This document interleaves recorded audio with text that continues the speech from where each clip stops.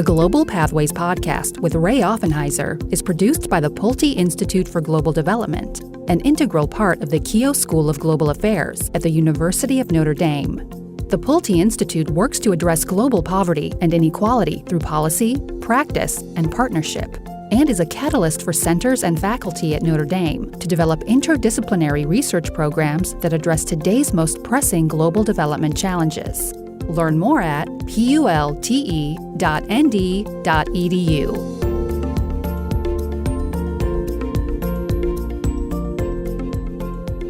Hello, and welcome to the Global Pathways podcast. I'm your host, Ray Offenheiser. Human stress and its impacts on our lives and health is something we seldom stop to assess. It's not an easy topic to wrap one's mind around because it really requires deep knowledge of human physiology, psychology, sociology, and even economics. Few scholars dare to try to cross disciplinary boundaries to address such a challenging question. Surrounded by a raging pandemic, racial tension, and political polarization, perhaps it's time we step back and ask some fundamental questions about how we're experiencing life in our 21st century U.S. consumer-driven capitalist society. A cursory review of the evidence would suggest perhaps not so well. Two economic crises over the last decade have wiped out the assets of many families. Extreme inequality has eroded belief in the American dream. Automation has displaced many workers from traditionally well-paying manufacturing jobs. Our for-profit healthcare system is systematically bankrupting many families. And the dominant neoliberal economic model has shredded what little in the way of safety nets are today available to American families. And as Ann Case and Angus Deaton illustrate in their book, Deaths of Despair, we are creating a world in the US where many can no longer find a good reason to live. Our guest today is someone who has devoted his life to social activism and science, and is devoting the latter part of his career to championing a radically new vision of what is health. Dr. Peter Sterling is a distinguished professor of neuroscience from the University of Pennsylvania, whose book, Principles of Neuroscience, is one of the definitive texts in the field. His research is focused heavily on the microneural pathways from the retina to the brain. However, Dr. Sterling has also been an activist throughout his career. As a 21-year-old Cornell student, he left his studies to head to Mississippi in the summer of 1961 as a freedom rider, where he was arrested and jailed. That experience shaped his life, and over the subsequent decades, he has sought ways his work in science might shed light on the impacts of racism on the African-American community in the United States. His recently published book, What is Health? Allostasis and the Evolution of Human Design, is the culmination of years of reading and research and his effort to answer exactly this question, what is health? Our conversation today will focus on his life and work and the major arguments of his latest book. Peter, we're delighted to have you with us today. Ray, I'm delighted to be here. We go so far back together, way back into the middle 1970s, and you've been an inspiration to me as well for more than you can know. Thank you so much, Peter. Very kind. So, Peter, to get us started, I want to spend a good deal of time today on the more specific questions you address in your book that try to explore the impacts of race and inequality on minority communities. But maybe just to get us going, I'd like to begin by exploring your early years and how that shaped your commitment to activism and your decision to apply your scientific skills toward racial justice. Your childhood was somewhat unique here in the United States in that both your parents were members of the Communist Party. Now, while today, for us, that maybe sounds almost incredible, we don't realize that perhaps there was a large and vibrant membership in both the socialist and communist political parties in the early 20th century. And they fielded and elected candidates to political office through the nation. They ran candidates for president. A mayor in Milwaukee actually transformed that city and was reelected numerous times. And members of the Communist Party played a very important role in supporting Martin Luther King and the civil rights movement here in the United States. So maybe just to get us going, perhaps you could share a bit about what values your parents transmitted to you that shaped your future life and work. It seems incredible today, but even in 1950, it was incredible because by 1950, we moved out of New York City in 1948 after World War II to a small town north of New York City. It was a white Protestant Republican town with a handful of African Americans. There was a larger working class town nearby where most of the African Americans lived in a slum area that burned down every winter. And it was a period in which there was segregation all through the South, and even in Philadelphia, where you and I spent a lot of time, there was segregation. Black people couldn't walk into a restaurant, couldn't get served, couldn't stay in motels. until 1948, even the armed forces were completely segregated. So it was a different world. It was very extremely oppressive. So my parents were writers, and they met on the Federal Writers Project. It was part of the New Deal. As members of the Communist Party, they worked against lynching, which was a big deal. When I was 14, Emmett Till was lynched in Mississippi. It's a huge outcry about this. My parents were both members of the NAACP, the National Association for the Advancement of Colored People, as it was called then. Actually, the NAACP was founded partly by W.E.B. Du Bois, who's now a hero. But in the 1950s, he was a member of the Communist Party, and he had his passport confiscated, and he was confined to the U.S. So it was a period of where the left, the communists, driven by the Communist Party, was trying to do basic stuff that we now understand is important, but they were also being arrested and harassed. And my family was visited by the FBI. Our phone was tapped, our mail was opened, our foreign mail was opened, and my parents were constantly intimidated. And I had friends whose parents lost their jobs, were put in jail, and so on. So it was an inspiring upbringing. Actually, I was thinking about it this morning. I wrote to a friend of mine in Massachusetts who's a rabbi, a young man, my son's age. Rabbi Hillel, famous rabbi, was asked to summarize the Torah, the first 5 books of the Old Testament, while standing on one leg. And what he said, he didn't hesitate. He just said, that which is hateful to you, do not unto others. So it's the golden rule, basically.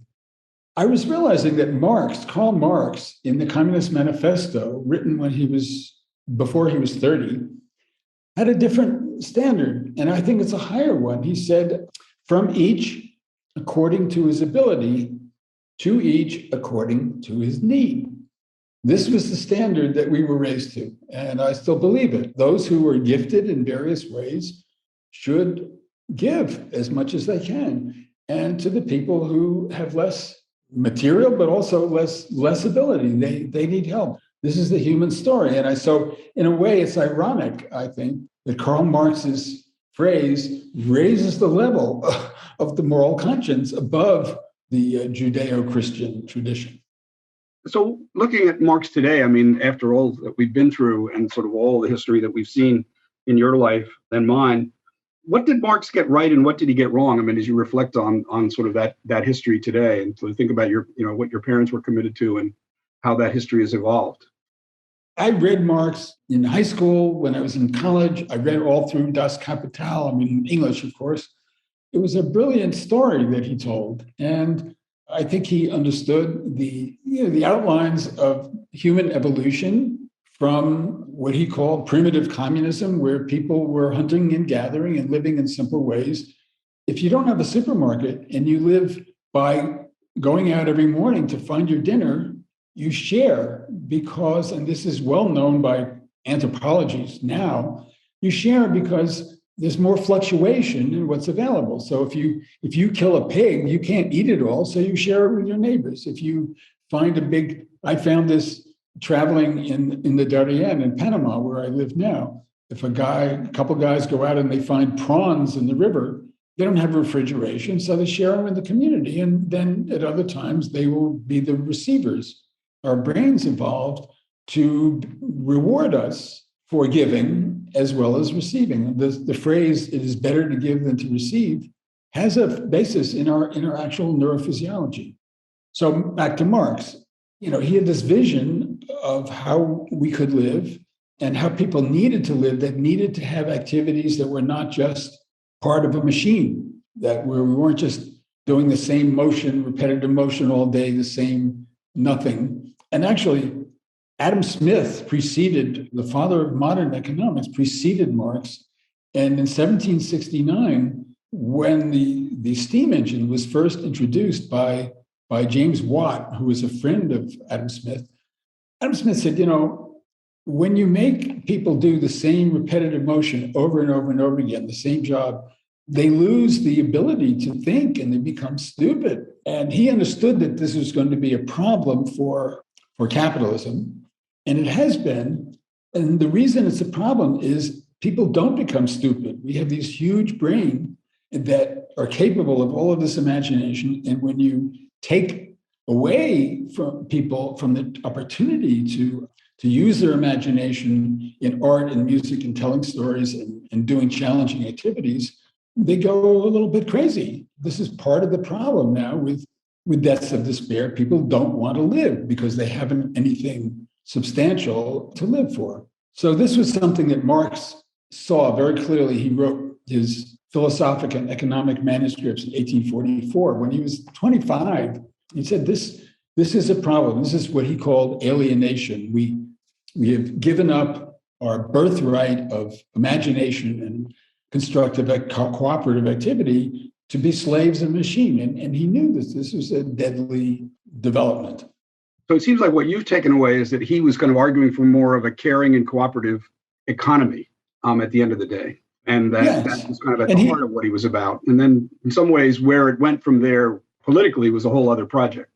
Right. So I'll comment on that. One of the lines that has driven a lot of my life that I read is he said, when we have finally communism returns and we have this classless society, he said, we will hunt in the morning and we will fish in the afternoon and we'll write criticism in the evening. And it was a picture of a diverse sort of life. And I've tried to live that myself. And this is what brought me partly to Panama, where I live on a farm and I do some farming and I actually do continue to write. So what he didn't quite get right is that when I have an operation to remove my cataracts and put in some plastic lenses, I want to do it from a guy who actually does it all day long, or a woman who does it all day long. There's certain activities that require so much skill that you can't afford to be doing that as a semi-pro, So what I think Marx got deeply wrong,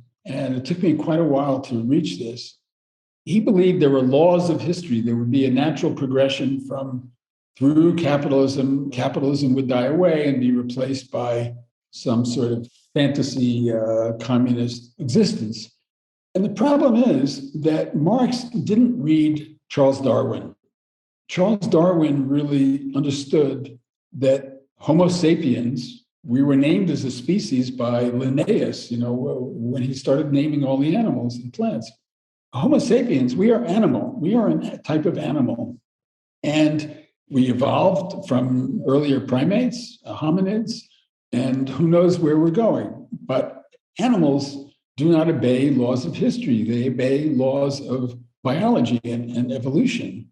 And Marx actually, he refused, as far as I can tell, to read Darwin's Origin of Species. Frederick Engels, his collaborator, sent him a copy. And he looked at it, and as soon as he realized that it was based partly on this economist scarcity, whose name I'm forgetting for the moment, he wasn't interested. He didn't benefit from understanding that our biology, human biology, significantly determines how we live and what happens to us. So I think he got that wrong. The other thing is I reread the other day the Communist Manifesto, which is a brilliant, chilling, exciting piece of literature published in 1840 when he was 30. And in the same breath that he says, from each according to his ability, to each according to his need, he also says he has a list of things. We will abolish private property. We will do this, we will do that. And we'll put all this stuff in the hands of the state. I don't believe that. That will never do. That's a frightening idea. And I think it was, very naive. It's dead wrong. We can't trust our lives to some overarching state. So that's it. So Peter, maybe jumping forward from there, let's go now to kind of your scientific career. So how did we get from Marx to neuroscience? And what was that transition for you? Well, this town we moved to north of New York City is a town called Rye, New York. In that period, there was still woods and fields. There was even an occasional cow. There were birds and snakes. And I was interested in nature, and my mother encouraged that.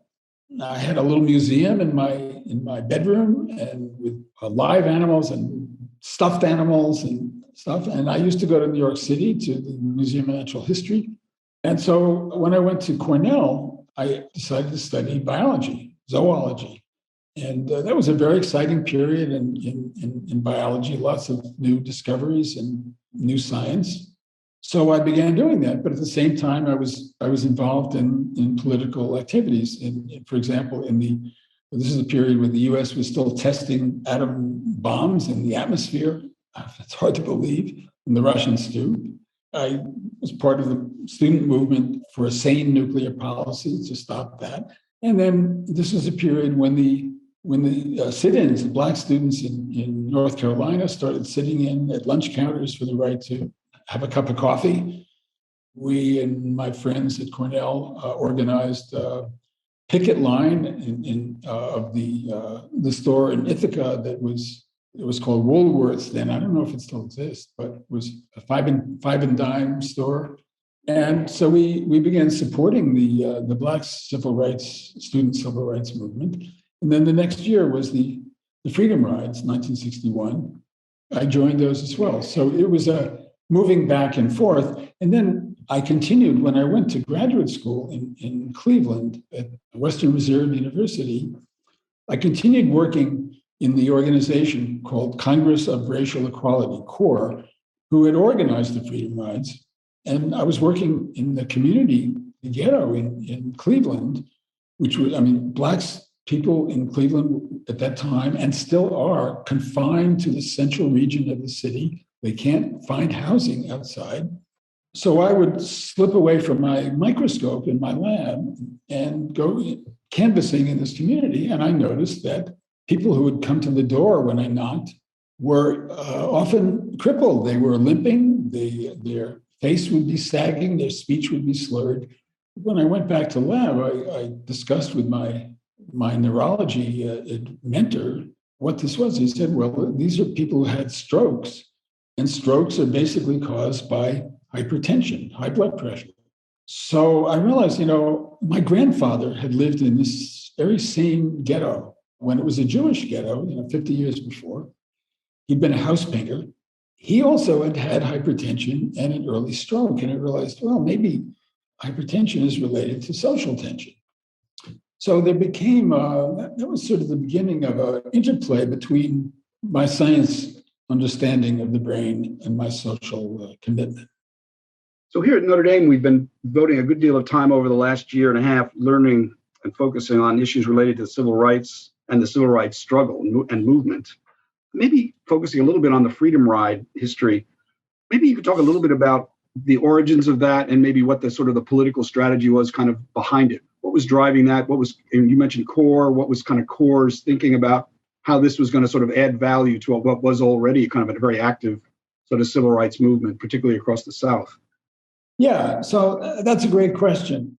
What I would say is that when I went myself, I just went as a soldier, as an infantryman into this struggle. I didn't really understand the background or the strategy. And it wasn't really until the 50th anniversary of the Freedom Rides when PBS did a special on the Freedom Rides, which is still available. I think it's available for free online.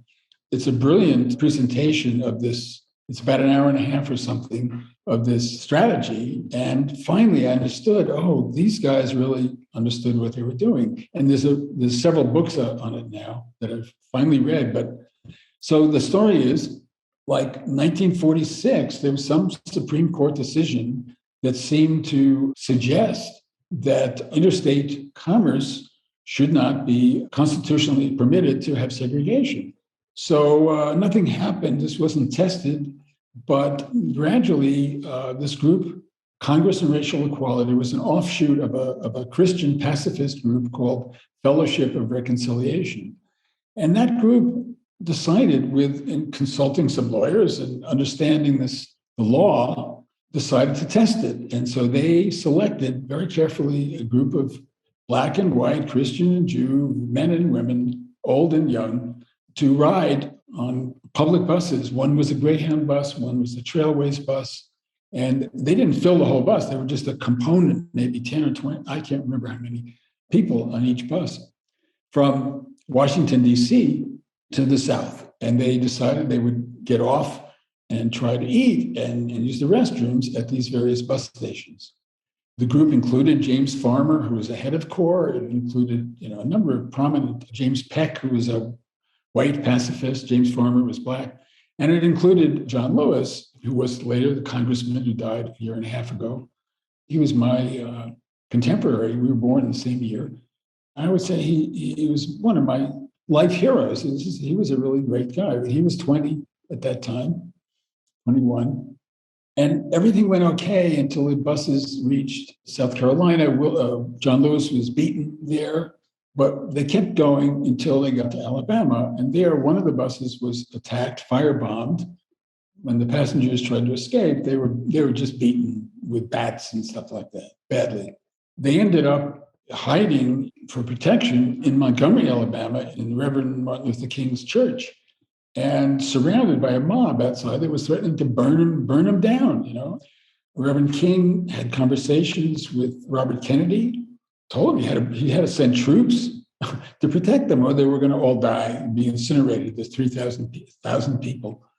And Kennedy did that because they didn't want to be embarrassed. They were sort of in the struggle in the Cold War, and they were saying Russia is a terrible place, but this didn't make us look good. So the Kennedys were very anxious not to have further damage. And Robert Kennedy tried actually to talk Martin Luther King out of more buses. And he called actually Diane Nash, who was a 20-year-old student in Nashville. And she was a leader in the Southern Student Nonviolent Coordinating Committee, which is called SNCC for short, and said, no, please stop your buses. And she, as a 20-year-old, told Robert Kennedy, basically to get lost. And they were going. And so they sent another bus from Nashville. And at that point, CORE and SNCC called publicly and this was late May 1961, for many buses to converge on Jackson, Mississippi, which was, the center basically of hell, and to fill the jails. We would all get arrested and fill the jails until the government made a ruling against interstate segregation. And that's exactly what happened. So when this call came at Cornell, my friends, mostly older graduate students, called a meeting and said, well, who's going to go? And it was just before exam time at Cornell. And so I raised my hand and I said, yeah. So I went and told my professors, please give me my grade that I have now. And I'm out of here. I'm going. So this turned out to be extremely effective. The students kept coming, buses and buses kept coming. We drove from Cornell to New Orleans with New York State license plates. We got stopped, and we had one of our guys we put in the driver's seat when we crossed the Mississippi line was from Texas. And so we got stopped, and the state trooper said, well, where are you guys going, to make trouble? And he said, no, he drawled his Texas drawl. He said, no, we're just going to meet my mama, and in Galveston. So we were trained in New Orleans by CORE as a nonviolent thing. If we got stomped, we had to curl up in a ball and protect our head and our vital organs and not fight back. And we were housed in the Black community there. It was illegal. There were laws against miscegenation. Whites and Blacks were not allowed by law to sleep in the same house. We were taken care of by the CORE leadership, which was basically our age at that time. We proceeded to Jackson by train because the FBI at this time, although they were certainly not supportive of civil rights, they were under orders not to allow more people to be murdered because it made the Kennedys embarrassed. So the FBI informed CORE, they were in touch with CORE, and they said, look, if you send a bus, there's a mob waiting on the Mississippi line, they're going to get beat up. So we went by train. Yeah, so finally, this went on, and then in 1964, actually, Cheney, Goodman, and Schwerner were killed in one of these incidents as these freedom rides continued. I was wondering, last year, I guess, was the 60th anniversary of the freedom rides, and I understand there was actually a reunion, or I think you mentioned it a moment ago. Are there any reflections from that event that stand out to you in terms of how people were sort of remembering it, and maybe at the end of the day, sort of looking back, and as that group was looking back, how did they feel the freedom rides contributed in some way? What was the sort of important contribution of the freedom ride experience at the end of the day? Yeah, one thing I failed to mention is at the end, so we started in May, this freedom rides continued through the summer, June, August. The arrested people spilled from the Jackson City Jail to the Hinds County Jail to the Parchment State Prison. And by October or November, I don't remember exactly, there was a ruling from the Interstate Commerce Commission that outlawed segregation in public places serving interstate commerce. So this movement actually started in April, and in 6 months less, it was a done deal. It was a very, very effective, triumphant act, a series of acts. So that was very encouraging to the civil rights movement. People were beaten, but nobody lost their lives. And the 1964 summer was a voter registration period in Mississippi. And SNCC sent lots of Black and white people, young people, to register people to vote. And this was a much more challenging, threatening thing to these local communities. And that's when Goodman and Cheney and Schwerner were murdered, because they were working in these communities and really threatening to change the whole way of life. Both Goodman and Schwerner, by the way, were what I would call red diaper babies like me. They were raised in basically communist families. Cheney was a student, he was a Black student who was raised in Mississippi. So in the voter registration period, it was much more threatening, much more dangerous. But it was also successful. I mean, by a year later, a few people had been killed. Medgar Evers was killed. But basically, the whole voting pattern in the South changed in about 2 years. By 1965, 66, it was a done deal. And now, we're still fighting, refighting the battle, but I don't think we're going back to, pre-Civil War conditions. Last year, the 60th anniversary, I guess, I'm not sure if there was discussion of reunions, there was chatter on the net, but I think COVID sort of got in the way. And also, most of the people are getting quite old. They're in their 80s now. And the 50th anniversary was 2011, and that was a big moment that many people came back to Jackson for a reunion. It was very well organized by some of the former Black students, had become very successful businessmen. They owned McDonald's and Marriott's, and they had done very well. A guy named Hank Thompson, for example, was an important organizer of this. So many people came back for that, and I did, and brought my wife, and I brought the grown daughter of one of my Cornell co-writers, Charles Haney, who was deceased by then.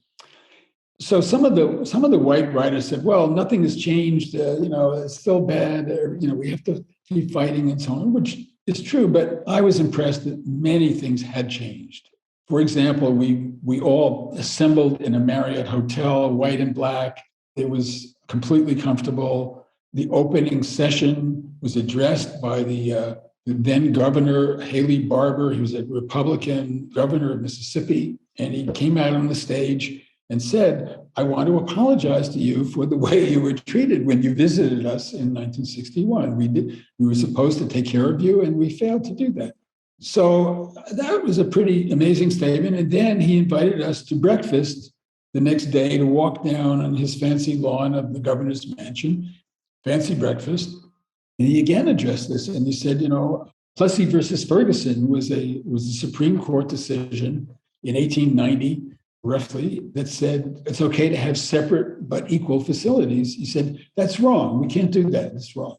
And then he addressed, there was a dedication of the Greyhound bus terminal, a new bus terminal. And he came there too.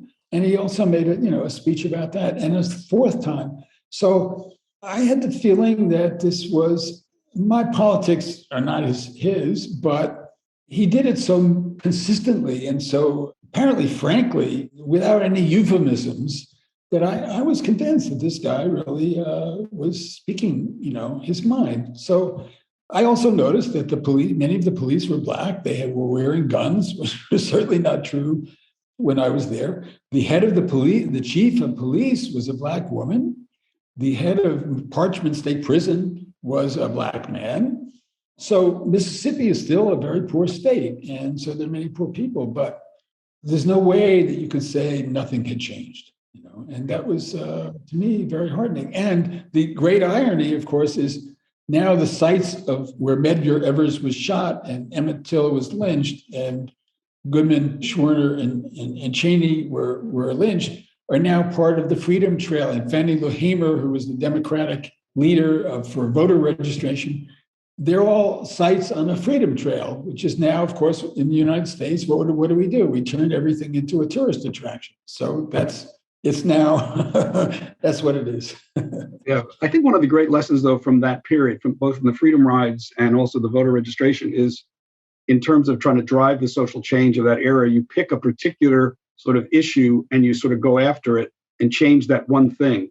And then you go after another thing and change that, and another thing and change that. And you realize that the sum total of all of those actions actually is what brings about the larger change. And sometimes I think we forget that and we want the big change all at once. And in many ways, it requires these sorts of particular political acts that are focused on what seems to be a relatively small issue at the time.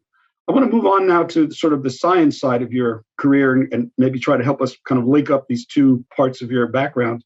You spoke a bit about your time in Cleveland and what you discovered sort of about hypertension in the minority neighborhoods of Cleveland.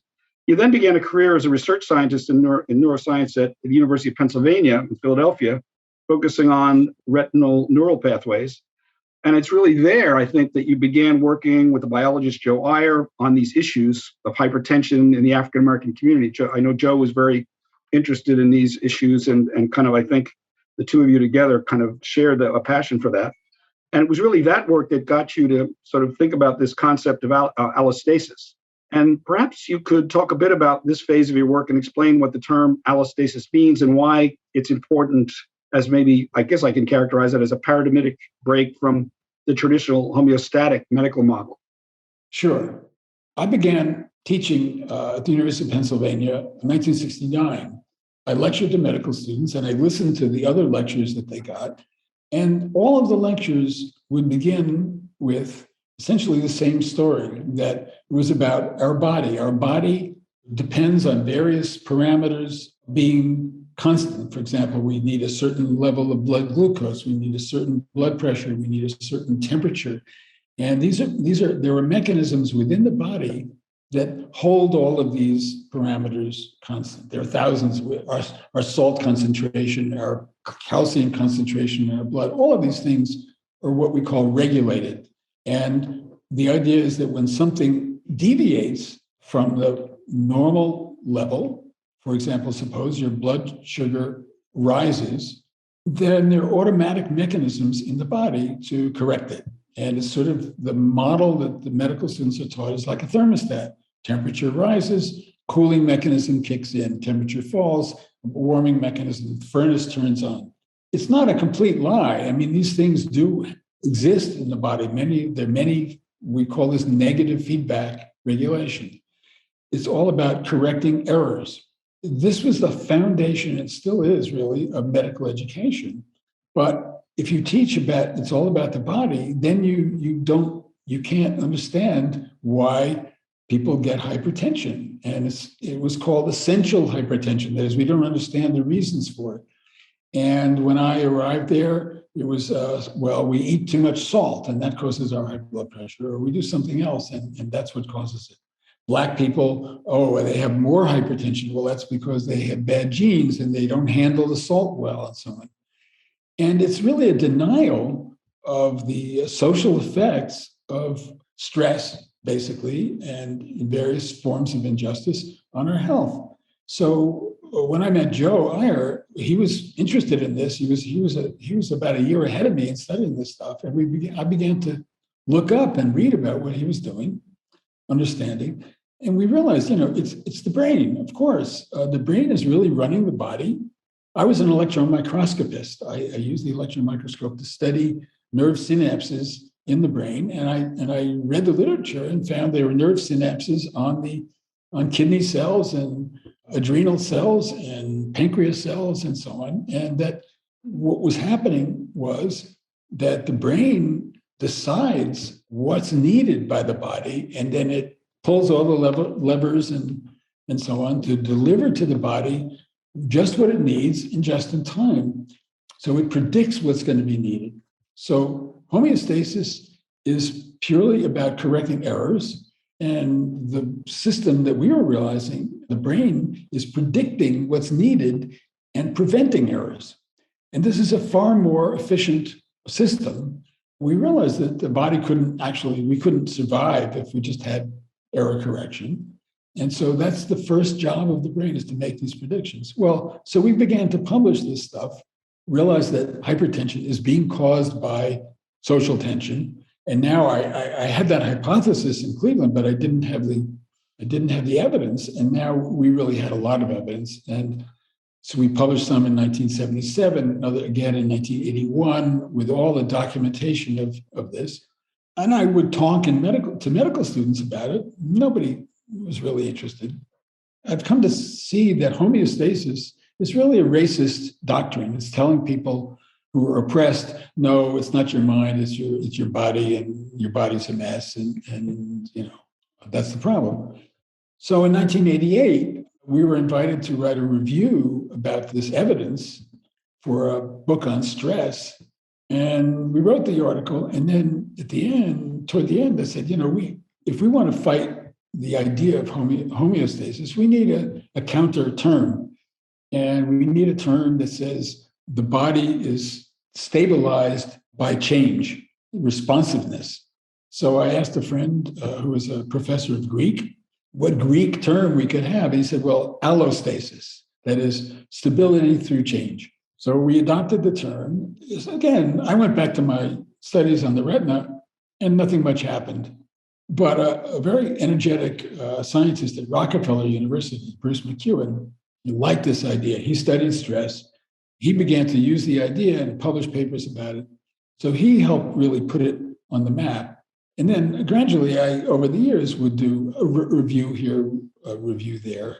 It went slowly. A lot of people were very angry at the idea. What do you mean? Homeostasis is a fine idea. We don't need anything new. This is nothing new. But by now, I've been keeping at it and giving talks and writing books. And the concept of homeostasis, which is adaptation, that is responsiveness to need of the body, is a principle of neural design. Actually, it's principle 10 in a book that I wrote with Simon Laughlin about principles of brain design. And so eventually I got to the point where I felt I needed to summarize my understanding of human evolution from the bottom up rather than from the top down, from politics down. I wrote this book, What is Health? It came out 2 years ago, and it's a place where I gather together all of this evidence about human evolution. So at the heart of your argument about the evolution of the human design is that this homeostatic model we've relied upon is central to the medical healing process actually falls short, really, of explaining how our bodily system really operates. And as you've said, you've offered allostasis as an alternative. What would allostasis add, or how would it improve our understanding of our health and how we might better manage our health? In other words, let's accept the hypothesis for a moment and sort of think, like, where does that take us? One of the things that emerged from my work with Simon Laughlin and our book on brain design is that our brain operates on 20 watts of electricity. That is like a refrigerator light bulb. Artificial intelligence, a computer that really, competes with us and beats us at chess and so on, requires 20 megawatts, okay, like a power plant. Our brain can do this because it's efficient, and everything in our body has evolved to be efficient, including we have some energy producing turbines that convert glucose into energy. They operate at 90% efficiency. And so each stage of human development, starting from 4 billion years ago from bacteria, were efficient. And then the next eukaryotic cells were efficient.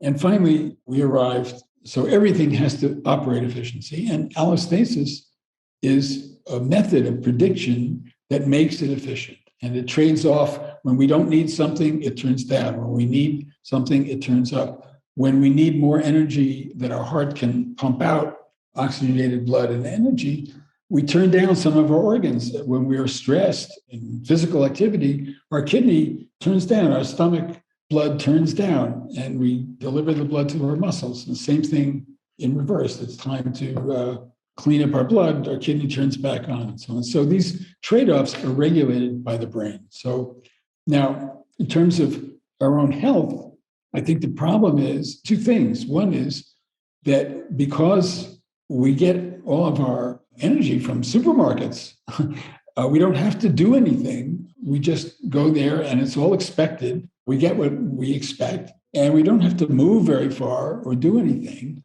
That our bodies, as part of an allostatic adjustment, turn down and fall apart. And when we find food without having to worry about it or expect anything, a surprise, it's not satisfying.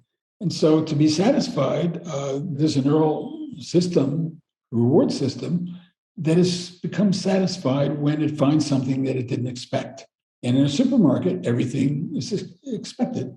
So what's the surprise in a supermarket? More. When you go to a restaurant, what's the surprise? More, richer. So we go from a Mac to a Big Mac to a Whopper. When we're cool, we turn the thermostat up. When we're too warm, we turn it down. There's very little surprise in modern life. And the satisfaction that we can't get from these little surprises, we turn to chemicals that do give us brain release of the key chemical dopamine that makes us feel satisfied and relaxed.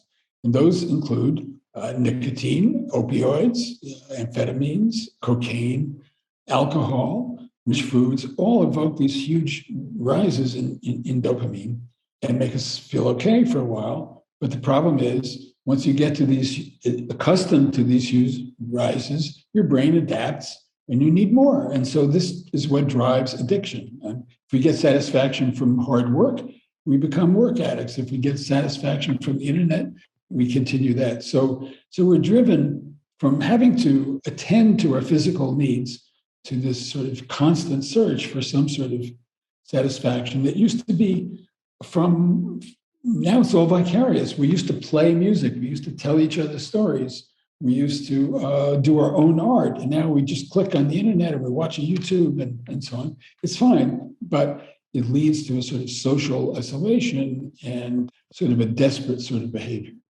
So the homeostatic model then, which is fundamentally a system for correcting rather than preventing errors in our core biochemistry, has led us to build a medical model around tinkering with homeostatic control mechanisms through pharmacology, if I think I have that right. In effect, we're then producing drugs to override these biological controls where we think they're flawed, but we are not necessarily solving the root health problem. Is that, if I got that right? And can you elaborate on that a little bit? Yes, you have it exactly right. The idea is from homeostasis is that if there's a problem in the body, there's some parameter that needs to be tweaked, and it's an individual person's problem. It may be caused by a genetic variant or something else.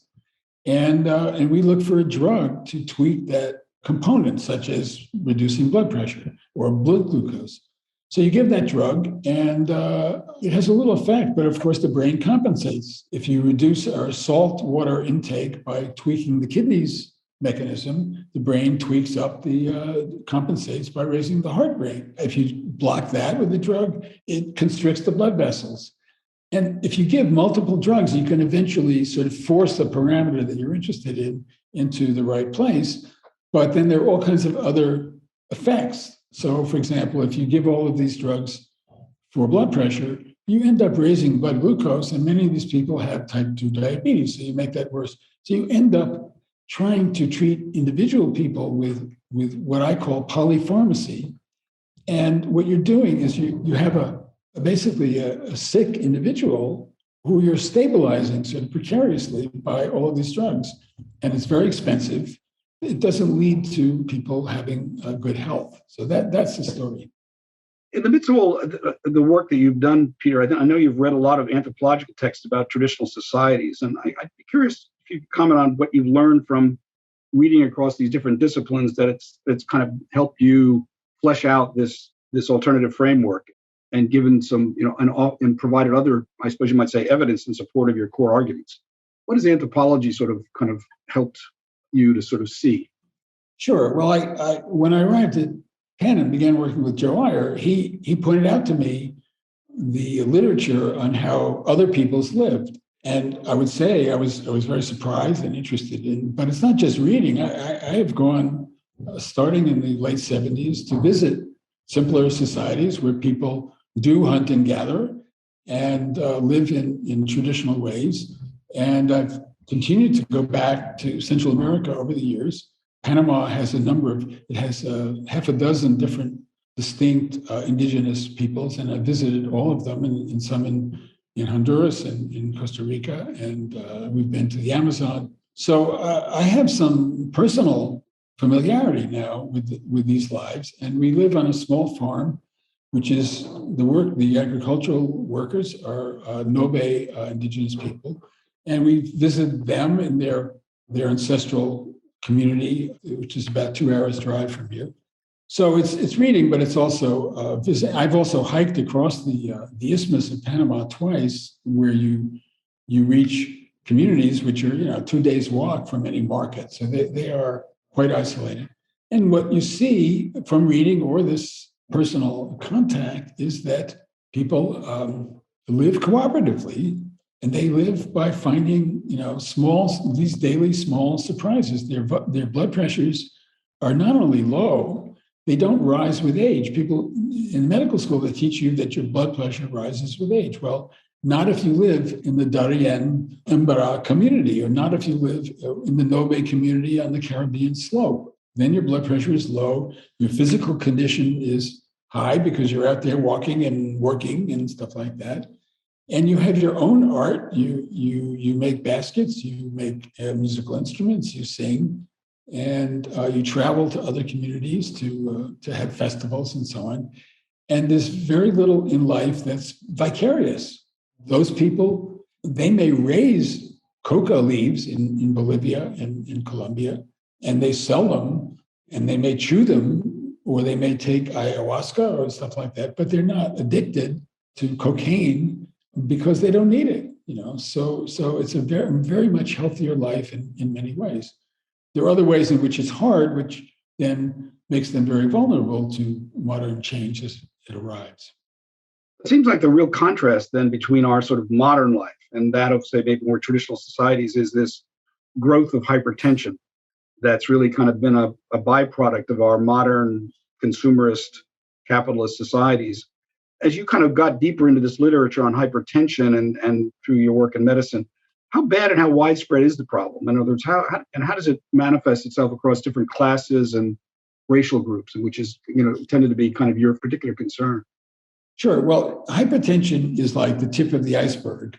Hypertension is very much driven also by obesity, and obesity also drives type 2 diabetes. These three features drive cardiovascular disease and stroke, cerebrovascular and renal disease. So there's a whole complex of consequences, bad medical consequences, health consequences from this sort of life. These are also associated with addictions to gambling, to work, to sex, to all of the drugs that I mentioned. And so if you take what are called these drugs of despair, suicide, alcoholism, drug poisonings, and you add to them all of these cerebral, cardiovascular, and metabolic diseases, it accounts for by far the largest cause of death. If you take this group, the next important cause of death is cancer. And this is 4 times greater than cancer. So I lump these all together. If you take the cancers that are caused by alcoholic liver disease and the cancers, the lung cancers that are caused by smoking, which are part of this complex, then these are 5-fold more important than the next cause of death. This is what is really killing us in this country.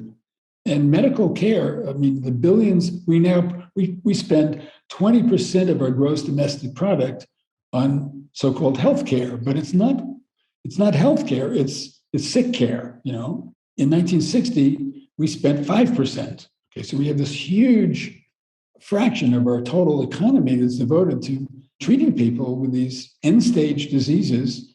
That the care is pretty ineffective, and it's very, very expensive. So if we would change things so that people would actually be getting exercise, they would be telling each other stories rather than watching YouTubes, if they would be supporting each other, it would be a different place. If they had a vacation, 25% of American workers have no paid vacation. You lived in Boston for many years. You know what it's like to drive in Boston. People are ready to shoot you and scream and so on. Well, if every Bostonian had a month vacation, it would be a different place. So you asked about the distribution of these health in our population. And the way it is now is that the predominant causes of deaths of despair and all of these other type 2 diabetes and hypertension, it's moved from cities into rural areas. It's mostly in the communities where people have no education beyond high school. So they have very poor jobs. They don't have unions anymore because the unions have sort of died away. They're very vulnerable to all kinds of capitalist exploitation. And, it's hard not to notice that these are also the states that are voting for Republican candidates of the worst sort, of the Trumpian variety. These are the people who are very angry. And what I think is the tragedy is that the liberal white Democratic communities want to make changes. Biden wants to bring back the Build Back Better. And his program would do a lot to help this. But the people in these communities are so angry that they're not supporting it. And I think we're really at an impasse now. The people who need the help are angry at the people who might give them the help. And, what are we going to do? Well, it's interesting. So you started your work observing what you were seeing in sort of poor neighborhoods and urban areas in Black minority neighborhoods. But now sort of what we're seeing is this has become sort of more of a class sort of issue, maybe largely about inequality across races and ethnic groups, and more about sort of social structure more generally.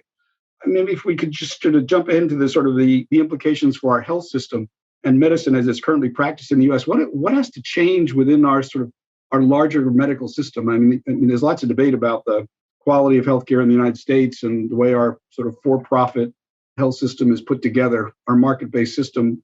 That's a whole other kind of, I suppose you might say, discussion and podcast. But what, in terms of what you're kind of putting forward, what are sort of some things that you would probably point us toward as kind of a subject for more debate and discussion? I just published with Michael Platt an article in JAMA Psychiatry, Journal of the American Medical Association Psychiatry. It's about deaths of despair, which, as we notice, is a huge medical crisis. The National Academy of Sciences published a big, huge report last spring saying our medical crisis is getting worse. Death rates are rising, not only for opioids, but for many, many other things. And our life expectancy is falling. It's been falling for about 2 decades. And the problem is that the National Academy says, well, what should we do? I mean, what do you mean a death of despair? What is that really? And suicide, is that really a death of despair? Well, I mean, of course it is. So they focus their attention on things like more Narcan to treat overdoses, distributing needles, teaching resilience. I mean, if you teach somebody who's desperate resilience, you may, it's not a bad idea. It's a skill that we all need, but it's not addressing the fact that they can't get a decent job. They have no childcare. They don't have a vacation. They can't pay for their education or their health care. So we looked, after considering the US crisis, we looked at Europe. And in fact, the National Academy report is all about a comparison between our rising death rates and the falling death rates in Western Europe, Japan, Canada, Australia. But it doesn't say, well, what are they doing? Well, we did. We said, well, what are they doing? Well, number one, they take some component of the public gross domestic product and they invest it from taxes in prenatal care. They give mothers postnatal time off, paid. They have preschool, paid. They have good, more equal elementary and public education. When it's time for young adults to move into the workforce, they pay for that post-secondary education where for us, it's all on individuals. And many of them still have multiple generations raising the children. It's very hard to raise a child, as you know, just with the two. It used to be grandparents would used to help. Now it's just a couple. And often now it's 25% of children are now growing up in single parent households. This is extremely difficult to do because children are too demanding, both for food and for emotional support. So all of these countries are tending to these basic human species-specific needs with shared cooperative programs. And that's basically what we need to do. I think there's a lot of that is in Biden's program, and that's what we need to get going. There will be other problems, but we could turn down our death rates, we could turn down our suicides by adopting some of these very simple governmental support, community support. It's a bad word to say the government will take care of you, but this is not the government. This is our shared domestic product. And now it's being basically ripped off by Bezos and all of these other billionaires, and they're blowing it off in outer space. It's an outrage. At the heart of, I think, your notion of health is the whole idea of caring for ourselves and one another as a highly talented and capable species. And I think one of your messages is that we've got to really build a more caring and I think probably cooperative society than we currently have. Whereas competition is great to some degree, but care and cooperation perhaps is maybe a better foundation for a healthy society. And I think probably one of the other notions I think you were kind of getting at in some of your earlier comments was that we probably also need to be creating more challenging and decent work for people if we're to overcome sort of boredom and rampant sort of despair that we're finding amongst certain classes within our societies. That's quite a challenge I think you're posing, and it might require actually the rethinking of our entire capitalist order to some degree and some rather significant changes that go way beyond kind of the health discussion. I know you've read Tim Jackson's book, Living Beyond Capitalism, and other such critiques. And what are you taking away from books like Tim Jackson's and others that are kind of trying to kind of rethink capitalism? And we're even finding some of the grand capitalists today kind of, musing over whether the system we have is the one we need or the one that we can continue to live with. Be interested in your sort of thoughts on that. Sure. Well, I read Tim Jackson's book, and I try to keep up with some of these things. I agree with him. But I think it is key that what I come from is the human brain is this huge, incredible organ. And humans evolved at age 20, when humans in hunter-gatherer societies enter the adult life, they begin to learn how to hunt and how to gather. Their productivity, as measured by anthropologists over every continent, their productivity improves from age 20, when you go out and first try to find something, to age 45. So there's a learning curve. It's a very long process to learn how to get your food, and it's a challenging career. By 45, people are good at it, and they decline slowly. And so after 60, they're still taking care of themselves and contributing to the community. Take people with that sort of brain who evolved for these challenging careers and have them flip a burger. They learn it in 5 minutes, have them scan a barcode. They learn it in minutes, and that's no kind of life to accommodate such a brain. It's not just capitalism. This is true in China. It's true in socialist countries. What you just need to do is whatever you're doing, whatever your system of production is, and so on, it has to take into account the biological nature of our species is that we need activities that dignify the brain we have. And if it can't be done by capitalism, well, we need some other system. But that's the direction we need to go. And I think in the end, however you want to say it, think about it, is we need at a personal level to take from each according to his ability, to each according to his need. And if we could adopt that slogan and somehow use that as a guide for judging what sort of economic reforms we need, it would help everybody. It's interesting, this whole concept of care, I think, has become, very central to this discussion about our society. And even to the discussion around the Build Back Better bill. And one of the sort of the architects of some of the thinking in that is Ai-jen Poo, the charismatic founder of the National Association of Domestic Workers. She argues that we should think of care the way we think of bridges. We can't get to work without a bridge, and we cannot get to work without some sort of help and care in the household, which is kind of to some degree what you're talking about childcare and elder care and so forth. And I think she's trying to make the point that it's legitimate, decent, and meaningful work that contributes to a healthy society. She goes on actually in talking about this and borrows a little bit from Gloria Steinem, goes on to make the argument that the only reason we don't treat care work as infrastructure is because we treat all women's labor as a natural resource like a forest and a river that has no value because it is infinite in supply, which I guess we'd have to sort of agree in itself is a core fallacy. But it sustains low wage or no wage work for women as acceptable in social economic behavior.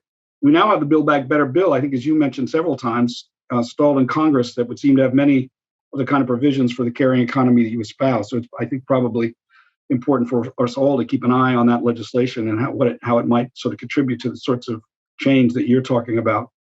I wonder if you've had an opportunity, Peter, maybe as a final sort of set of reflections, to present some of your work to African American communities, since it had its origins in some ways in concerns about their community and their health, and what their reactions have been to your findings and sort of what you've been putting forward in your latest book. Yeah, I completely agree with that statement about the caring issues and women's issues. Absolutely. We have to recognize the need for care, and we have to reward it in the way that it deserves. I have tried to, I've gone back to my hometown last summer and spoke to some people in the African American community there, re-meeting some of my old high school classmates and their brothers and sisters. I think I'm going to do that when I visit you at the end of March. I've done several podcasts with African American podcasters. And the thing is, when I went to Cornell, there were 2 African Americans in the class in this undergraduate group of 10,000. Now, there's hundreds and hundreds. I don't know the exact number, but it's a big difference. So when I give a talk at a university now, it's not just to white people, it's to a very diverse audience. And when I say, look, it's your brain and it's the fact that Black lives still don't matter that's causing your hypertension, I can see in the Zoom audience people nodding their head and sticking up their thumbs. And so, yeah, I think the African American community feels sort of empowered by what I have to say. I think the information that I have the authority to say, look, I know how this works, and this is why you're suffering these things. People pick it up and run with it. Great. Well, unfortunately, Peter, we're out of time. So I'd like to really thank you for this really great discussion. And I'm sure over the years, you've been challenging many people, including our listeners today, to reevaluate how they think about health, wellness, and some of the larger issues about how we're organized as a society and a nation. It's been a great and timely conversation. Clearly, in the faces of challenge like climate change and a nation in despair, we've got to, I think, really think boldly about solutions. And I think you've provided us with some really challenging food for thought. So I want to just thank you for the conversation and wish you much success in advancing this scientific vision about health and wellness in the future. If you'd like to learn more about Dr. Sterling's work, you can find his book, What is Health? Allostasis and the Evolution of Human Design, at MIT Press or through Amazon.com. For more episodes of the Global Pathways podcast, visit pulte.nd.edu/Global Pathways podcast, or stream and subscribe through your favorite podcast platform. Thank you for listening to this episode of the Global Pathways podcast. I'm Ray Offenheiser, and I'll see you next time.